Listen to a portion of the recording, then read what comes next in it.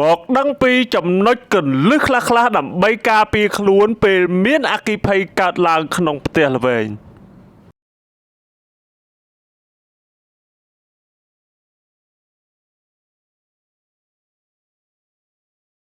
ពាក់ព័ន្ធនឹងអគ្គិភ័យដែលមានការឆាបឆេះនៅក្នុងផ្ទះល្វែងដែលកើតឡើងកាលពីប្រហែលថ្ងៃមុននេះដោយបងប្អូនបានជ្រាបហើយគឺមានការបិទចិត្ត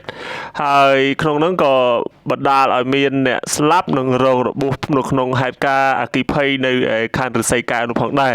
អញ្ចឹងនៅក្នុងកលឹះសំខាន់ខ្លះៗដែលតកតងនឹងជាមួយនឹងការពារខ្លួនរបស់យើងនោះតើយើងត្រូវការពារខ្លួនយ៉ាងម៉េចនៅពេលដែលមានអគ្គិភ័យឆាបឆេះបែបហ្នឹងចឹងពាក់ព័ន្ធនឹងករណីនេះមានគណនីមួយគាត់បានលើកឡើងថាការរស់នៅក្នុងផ្ទះល្វែងដែលមានលក្ខណៈពិសេសព្រោះវាមានច្រកចេញចូលតិចភាគច្រើនមានតែទ្វារមុខនិងទ្វារក្រោយនិងមានសភាពចង្អៀតប្រសិនបើមានអគ្គិភ័យកើតឡើងក្នុងផ្ទះល្វែងចូលអនុវត្តតាមវិធានការដូចខាងក្រោមបាទនេះគឺជាការលើកឡើងរបស់គាត់អញ្ចឹងតកតងនឹងវិធានការនោះគឺមានទី1តកតងនឹងការបង្កើតផ្លូវរំដោះខ្លួនទុកជាមុននៅក្នុងចំណុចនេះគឺបានលើកឡើងបន្ថែមថាគឺយើងត្រូវការកំណត់ច្រកចេញចូលឲ្យមាន2ផ្លូវណាគឺក្រៅពីទ្វារមុខអ្នកត្រូវតែមានច្រកចេញទី2ដូចជាទ្វារក្រោយឬក៏ការឡើងទៅដំបូលដើម្បីឆ្លងទៅផ្ទះនៅជិតខាងហើយចំណុចមួយទៀតនេះតកតងរឿងសោទ្វារនោះគឺមានន័យថាយើងធ្វើយ៉ាងម៉េចត្រូវទុកនៅកន្លែងដែលងាយនឹងរកឃើញបំផុតជាពិសេសនៅក្បែរទ្វារតែម្ដង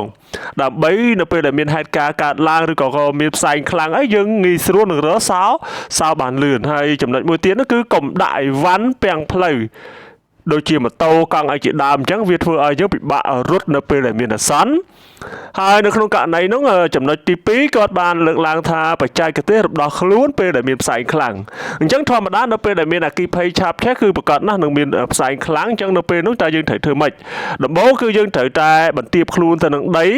ដែលធ្វើឲ្យកម្ដៅនឹងផ្សែងដូចជាអណ្ដាតភ្លើងហ្នឹងវាឡើងទៅលើហើយអាចមានន័យថាយើងអាចដកដង្ហើមបានគឺនៅចម្ងាយប្រហែលពី30ទៅ60សង់ទីម៉ែត្រពីបាតឥដ្ឋរួចយើងអាចវាចេញទៅក្រៅបានចំណុចមួយទៀតគឺកុំដកដង្ហើមវែងអញ្ចឹងកន្លែងនេះគេចង់បញ្ជាក់ថាយើងព្យាយាមដកដង្ហើមខ្លីៗតាមចំហទៅ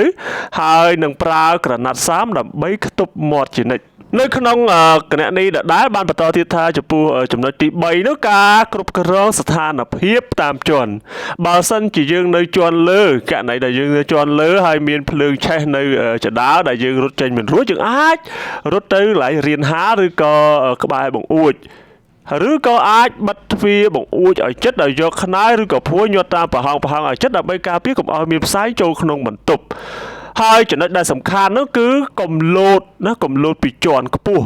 កាលណាបើយើងលោតពីជាន់ខ្ពស់មកក្រោមវាអាចនឹងធ្វើឲ្យយើងមានគ្រោះថ្នាក់ដល់អាយុជីវិតផងដែរហើយករណីដែលយើងមានបង្អួចដែលអាចចុះបានយើងអាចយកក្រណាត់ចងតគ្នាហើយចងជាប់បង្អួចសម្រួតខ្លួនចុះមកក្រោមតិចមកហើយចំណុចទី4វិញគឺពាក់ព័ន្ធនឹងសម្ភារៈដែលមាននៅក្នុងផ្ទះហ្នឹងគឺយើងត្រូវតែបង្កើនសុវត្ថិភាពទាំងអស់គ្នាទី1ត្រូវមានបំពង់ពន្លត់អគ្គិភ័យត្រូវមានឧបករណ៍ផ្ដល់សញ្ញាផ្សែងត្រូវមានកត្រៃកាត់ដៃឬក៏ញញួរដើម្បីទុកការពារនៅពេលដែលមានអាសន្នហើយចំណុចទី5នោះអ្វីដែលចំណុចសំខាន់នោះគឺយើងមិនត្រូវធ្វើជាដាច់ខាតគឺទី1កុំលាក់ខ្លួននៅក្នុងបន្ទប់ទឹកមនុស្សភាគច្រើនគិតថាបន្ទប់ទឹកគឺជាកន្លែងដែលមានសុវត្ថិភាពតាមពិតវាគឺជាអន្តៈមរណៈព្រោះវាគ្មានច្រកចេញនឹងងាយថប់ដង្ហើម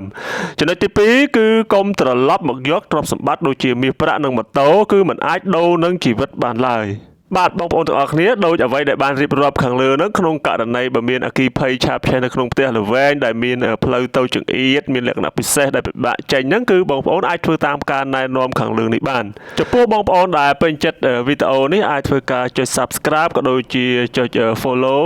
ដើម្បីទទួលបានព័ត៌មានក៏ដូចជាវីដេអូថ្មីៗបន្ថែមទៀតសូមអរគុណសូមជម្រាបលា